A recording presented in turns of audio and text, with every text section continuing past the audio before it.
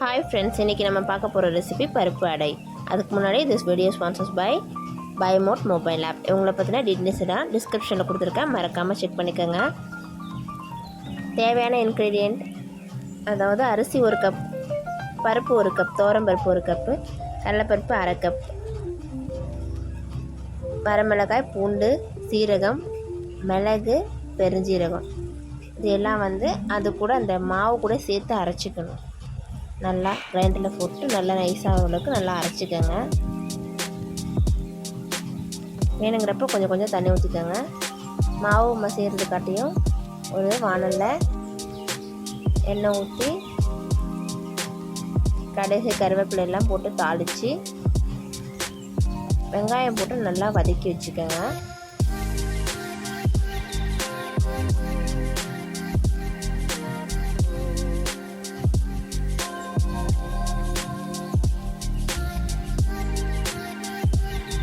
கடுகு பொரிஞ்சதும் கருவேப்பிலை, வெங்காயம், நல்லா வெங்காயம் கோல்டன் ப்ரௌன் கலர் ஆகிற அளவுக்கு நல்லா வதக்கிக்கோங்க.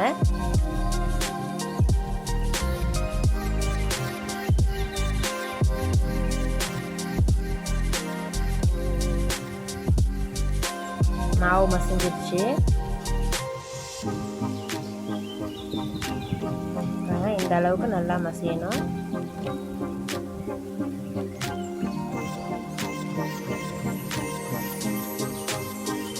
இப்போ நம்ம ஒரு பாத்திரத்தில் வச்சிடலாம். இப்போ இது கூட நம்ம வதக்கி வச்ச வெங்காயம், கொஞ்சம் முருங்கைக்கீரை, உப்பு சேர்த்துக்கோங்க, தேவையான அளவு உப்பு.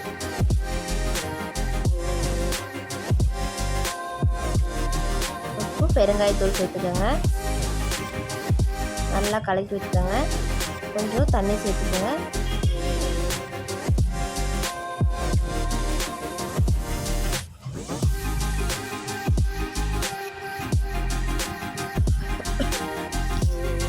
தண்ணி சேர்த்துக்கிட்டு நல்லா கலக்கி வச்சுக்கோங்க. ஒரு 10 நிமிஷம் கழிச்சு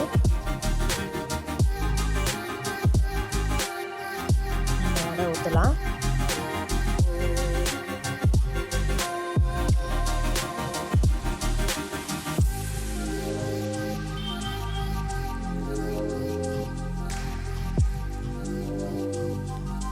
தோசை கல் அடுப்பில் வச்சுக்கோங்க. நல்லா கல் காஞ்சதும் ஊற்றுங்க.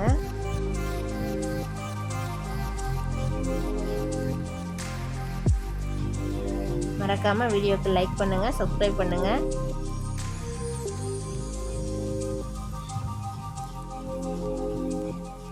நல்லா செவந்ததுக்கப்புறம் அந்த பக்கம் திருப்பி போட்டுக்கலாம்.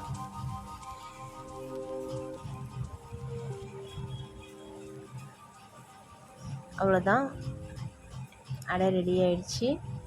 வீடியோ பிடிச்சிருந்தா மறக்காமல் லைக் பண்ணுங்கள், சப்ஸ்கிரைப் பண்ணுங்கள்.